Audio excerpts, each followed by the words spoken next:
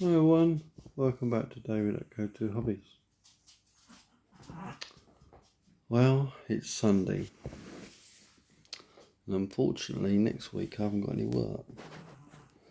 So it looks like the poo might hit the fan.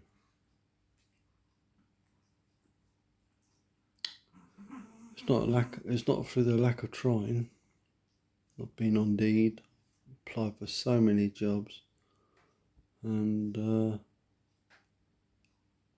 trouble is it's Sunday. No one's at work. I'm not going to get a reply today. I had one bloke come back to me. When was it? Friday evening. And the trouble is with jobs, when you're hunting for a job, you don't know what you're putting yourself into or what the type of vehicle is. And the problem you've got is this. These companies that want to employ you, you don't know what Tom, Dick or Harry's been driving that truck before you. What the state of it is. This is referring to tramping driving, nights away. So, I'll give an example. A company I was working for years ago, Pilkington Glass on agency, and they gave me a unit I was going to do night weighing in. And it was a right flea pit.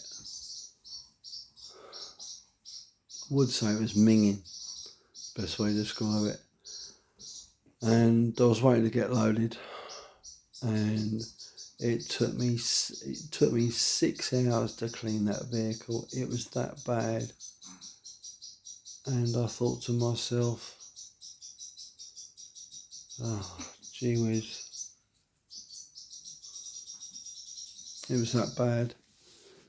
I cleaned all the seats, everything inside of it, and made it habitable. But you shouldn't have to do that, should you? And the trouble is, with my type of work, is you don't know who's been in that vehicle before you. It could be used for day work. That's what it seemed. But you think to yourself, people just don't care. They do not care. And when you're nighting out, the last thing you want to do is, be in a flea-ridden, filthy, dirty truck. I mean, some drivers, they don't even wear gloves outside, and they're touching the fifth wheel, touching this, that and the other, and then they put it all over the steering wheel. I'm not kidding you, I've wiped the steering wheel down sometimes, and it's black. It's already black, but it's absolutely filthy. So when you take over a vehicle, make sure you give it a bloody good clean, because you don't know what's been in it, who's driven it.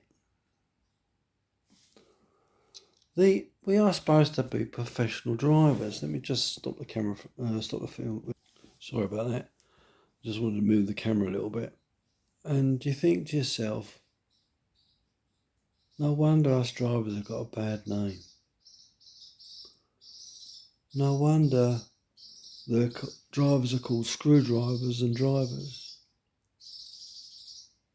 In the 40 years I've done it, I've seen the industry change so much. Yeah, they've got better vehicles, but the drivers have got worse. The standard of driving is absolutely atrocious. People's attitudes is atrocious.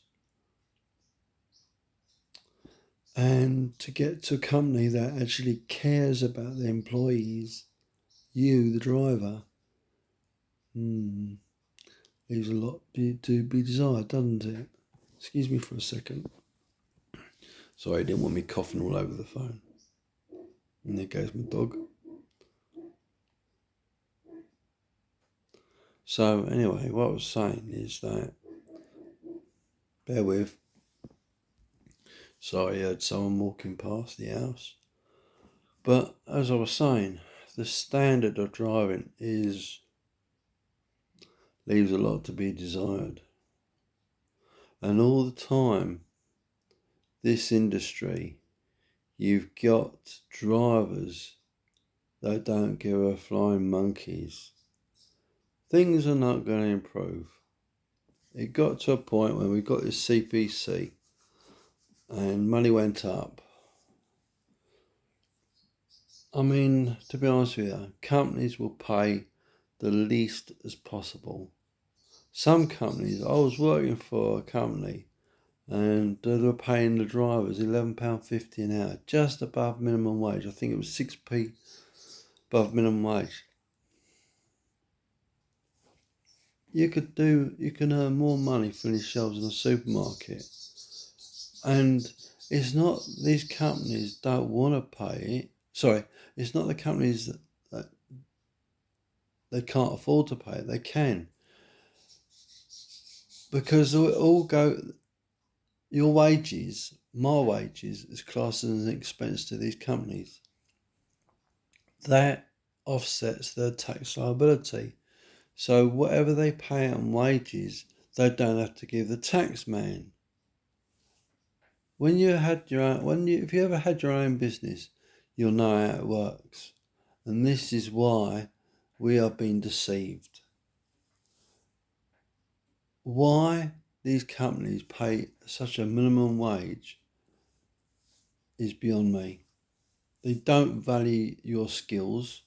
With the help of the father-in-law, he put me through from a class 1. And God bless his soul, he's dead now. But very grateful for that. But the thing is, you know as well as I know, it's not just the drivers, it's the transport office people. Where if you get an ex-driver in there, you can't pull the wool over their eyes. They know the roads. They know what it's like. And the trouble is, the respect for the driver is not there.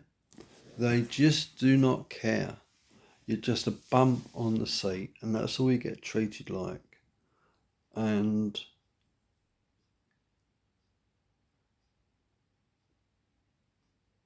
I'll be honest with you, I do not know how I've lasted 40 years in this industry. Because I tell you, you get to a point and the stress level just goes out way over the head. It's that bad. And you think to yourself, what else am I going to do? How else am I going to earn this money? What I earn in a week could be 2 people's wages if you worked in an office. But the way the wages are going up now, we are worse paid than people work elsewhere in the industry, in different jobs. I mean, you could be a forklift driver and you could earn more money than a HGV driver. It is not classed as a skill, and people don't take it as a skill and don't take it seriously.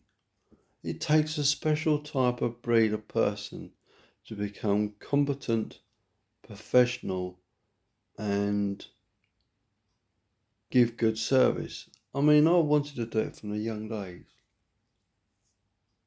But what I know now, if I knew then, it might be a different matter. Because we don't seem to be getting anywhere forward, but we seem to go backwards faster than we're going forward.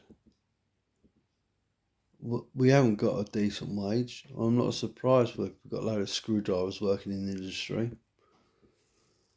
I do not know what the future holds. I really don't. As a HGV driver, I'll be glad when I finish driving, because it is getting absolutely worse. Let me know what you think. Leave a comment, like, share and subscribe, and we'll see you in the next video, everyone. Take care for now. Bye-bye.